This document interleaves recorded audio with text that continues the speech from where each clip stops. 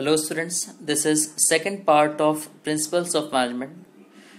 Today we will study Scientific Principles of Management.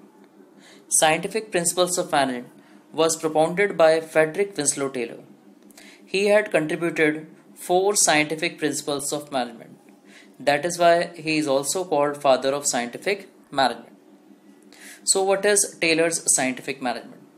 Scientific management means knowing exactly what you want your man to do and seeing that they do it in the best and cheapest way. These scientific principles are systematic in nature. These are based on logical reasoning and they always advocate that there is one best way to do a work. But the applicability of these principles are limited. These are only applicable in factory premises.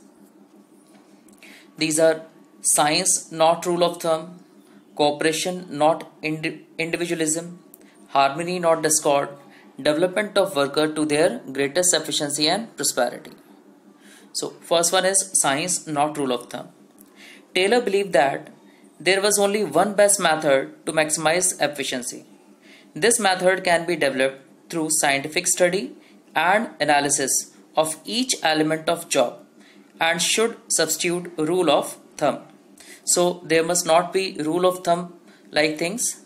A manager must take every decision on the basis of scientific analysis. Second one is harmony, not discord. The principle emphasizes that there should be a complete harmony between management and workers. This required mental revolution on the part of both management and worker.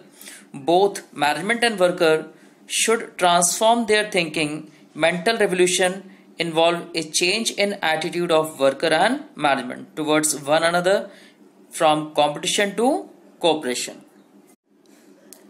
Next one is cooperation, not individualism.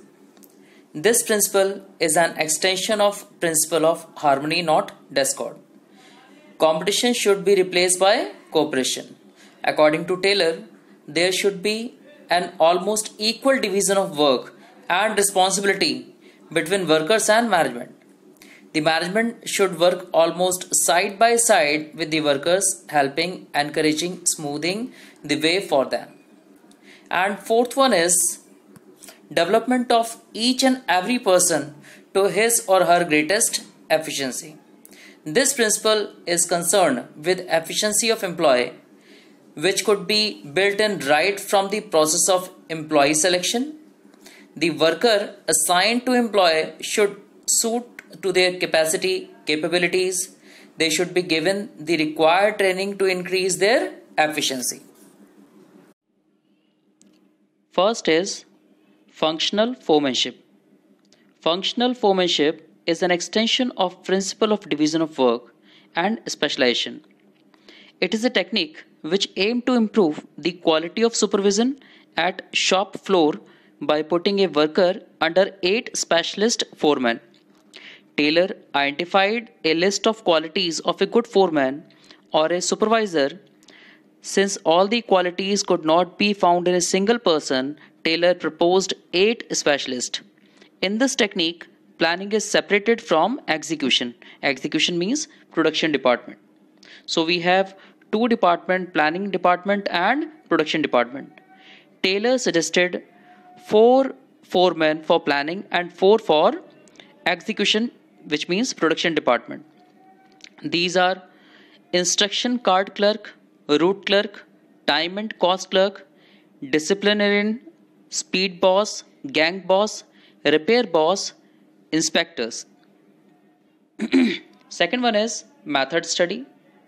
The objective of method study is to find out one best way of doing the job and includes all activities from procurement of raw material till the final product is delivered to the customers.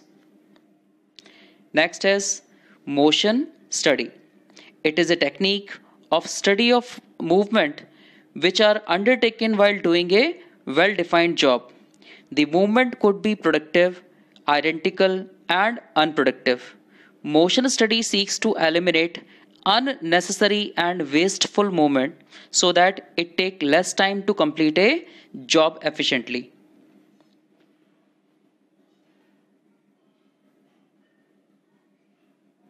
Okay, next is time study.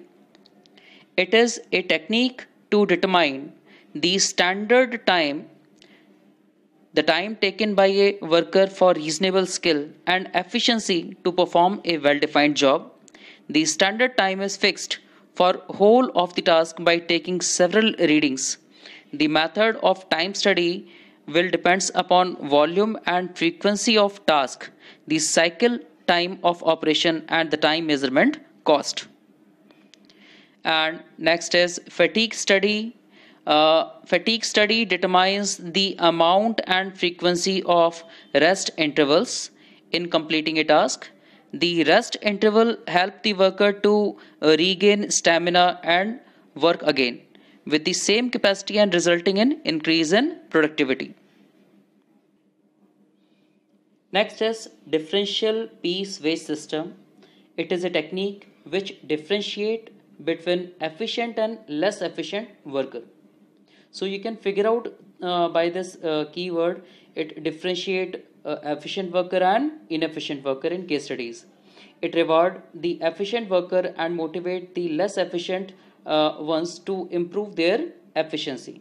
In this plan, there are two piece rates, one for those worker who produce the standard output or more and other for those who produce less than the standard output.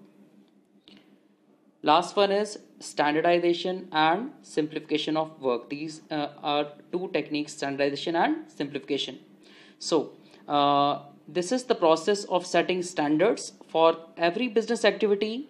These standards are benchmarks which must be adhered during the production process. These standards were set for every business activities, standards of process, raw material, time, etc.